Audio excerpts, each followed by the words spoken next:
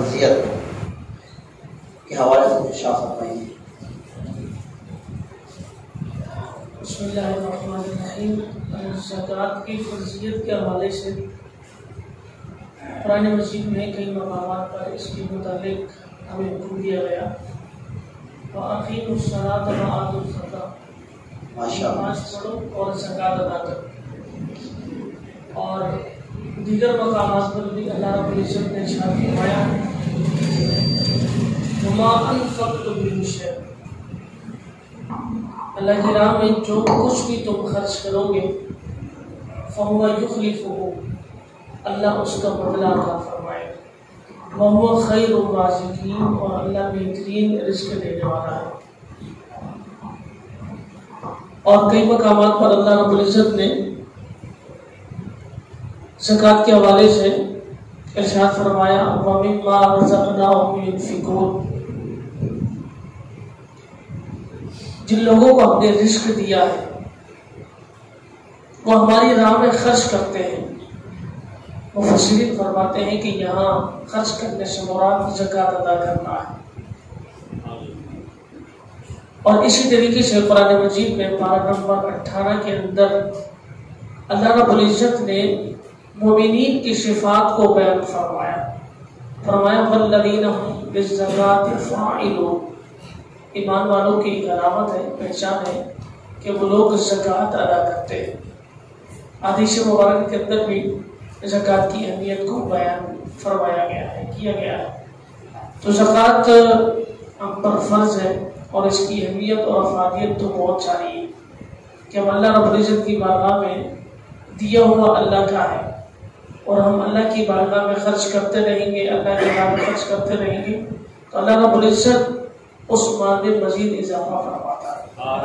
میرا صلی اللہ علیہ وسلم کا فرمان ہے، آپ علماء کرام سے، ائمہ کرام سے بارہا بھی سنا ہوگا، اللہ کی راہ میں خرچ کرنے سے مال کم نہیں ہوتا، صدقہ کرنے سے مال کم نہیں ہوتا بلکہ بڑھتا ہے۔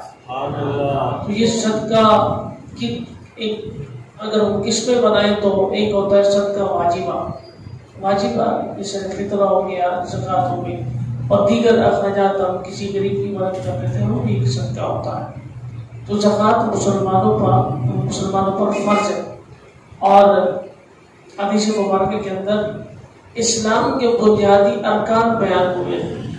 اسلام کے بنیادی ارکان 5، کتنے ہیں؟ 5، اور ان اہم ترین رکن میں سے ایک رکن ہے زکوٰۃ ادا کرنا۔ تو زکوٰۃ مسلمانوں پر اللہ رب العزت نے جو صاحب نصاب ہے اس پر اللہ رب العزت نے فرض کی ہے۔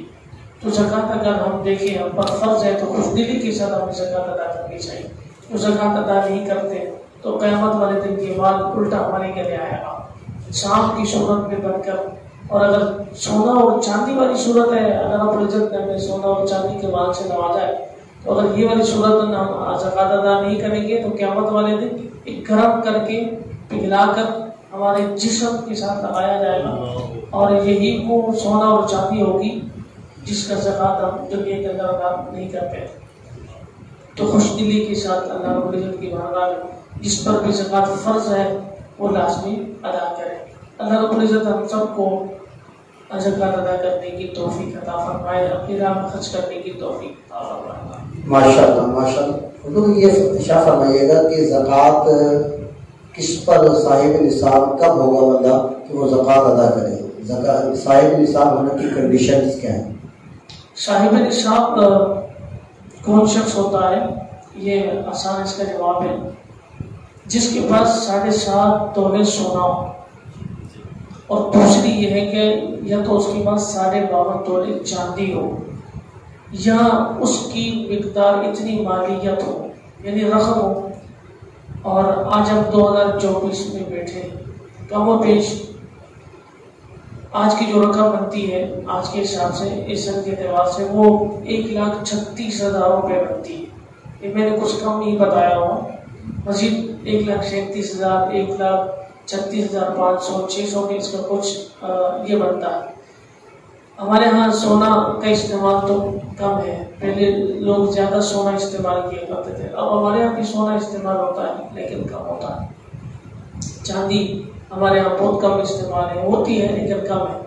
लेकिन अब जिसके पास सोना भी नहीं है और चांदी भी नहीं है, तो चांदी 52.5 तोले चांदी की जो रकम बनती है, जैसे कि मैंने अर्ज किया 1,36,37,000 बनती है 2024 की अगर हिसाब किताब लगाया जाए। तो जिसके पास फी जमाना आसान यूं कर ले कि जिसके पास 1,37,000 या 36,000 रुपये उसके पास मौजूद है, जरूरत से ज्यादा है, घर में रखे हुए, बैंक बैलेंस बना के रखा हुआ है, या उसने कारोबार में लगाया है, माली तिजारत में लगाया हुआ है, दुकान खोली है, और दुकान जब आप खोलते हैं फी जमाना तो मेरे ख्याल में शाह जी 1,00,000 1,00,000 का तो काम नहीं है, बहुत कम है जी, ये सही है। तो अगर बाकी माली तिजारत में लगा दिया, कारोबार में लगा दिया, तो उस पर ज़कात देना लाजिम होगा। शर्त ये है कि उस पर साल भी गुजर जाए, और दूसरी शर्त एक और भी है कि वो किसी पर उधार ना हो। ये सारे उधार वगैरह निकाल कर फिर हम हिसाब लगाएंगे कि माल अब कितना है। चांदी की मिकदार के बराबर मालियत है तो हम देखेंगे, अगर वो बनती है सूरत उस पर ज़कात फर्ज होगी और ज़कात अदा करनी पड़ेगी। ये निसाब है, मुख्तसर अल्फाज में जो मैंने बयान किया है, ये एक निसाब बनता है। तो अर्ज ये है, जैसे 1 तोला सोना है और 1 अंगूठी चांदी की और 5,000 रुपए की रकम है, तो क्या फिर ये साहिब निसाब हो जाएंगे इस तरह? हाँ, ये जो सवाल किया है तो उसका जवाब, बाद लोग इसमें तशवीश में मुब्तला होते हैं और उनको परेशानी का सामना होता है और कहते हैं कि जनाब हमारे पास तो 1 तोला सोना है और चांदी भी नहीं है, कहते हैं कि हमारे पास रकम कुछ मौजूद है। तो अब इस सूरत में मसला ये बनेगा, अगर एक के पास 1 तोला सोना है और 1 अंगूठी चांदी की रखी हुई है और आपने फरमाया 5,000 रुपए भी उसके पास है, तो अब इन तीनों चीजों को मिलाएंगे। अब तीनों चीजों को मिलाते हैं, 1 तोला सोना है और 1 अंगूठी है। अंगूठी कितने की बनी होगी? 1,500 रुपए लगा दीजिए आप, 2,000 रुपए लगा दीजिए और 5,000 रुपए लगा दीजिए। 5,000 प्लस 2,000 कितना हुआ? 7,000। और अगर हम 1 तोले सोने की कीमत मालूम करें तो हमें पता चलेगा कि वो है 2 लाख रुपए। 2 लाख रुपए से ऊपर ही होगा, 2,33,000 रुपए। अब हमने अब इन तीनों चीजों को मिलाया, इनकी रकम कितनी बनेगी? 2,40,000 रुपए बनेगी।